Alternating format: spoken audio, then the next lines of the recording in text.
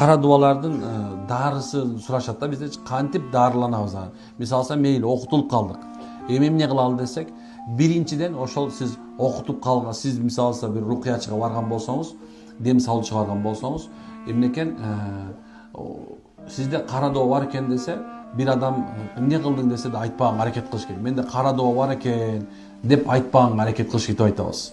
Эмне үчүн антип айтпаш керек десек, анткени ошол окутуп койгон адам болушу мүмкүн ошол. Деп жашырын кыла деп айтабыз. Көз тийип калыптыр. Барып келдим, маша Кудай шүгүр, башым ооп жүрдү эле, кыйналып аттым эле, жакшы болуп калдым деген сөздү айтыш керек. Бардыгын айтып бербеш керек бул нерсени. Эмне үчүн анткени себеп сизди ошол адам келип сурашы мүмкүн. Керек болсо эмнеге улам ден соолугун сурай берет аларчы. Ошол себептен субханалла эмнеге айтпаганга аракет кыла деп айтабыз. Бул бир. Анан экинчиси, бул нерсеге көбүрөөк садака, анан Куран менен алек болгонго аракет кылыңыздар. Валлахи, Алланын аты менен айтам. Чын кимдегим дайыма Куран менен алек болуп жүргөн болсо, акыр түйү субханалла күйүп жок болот.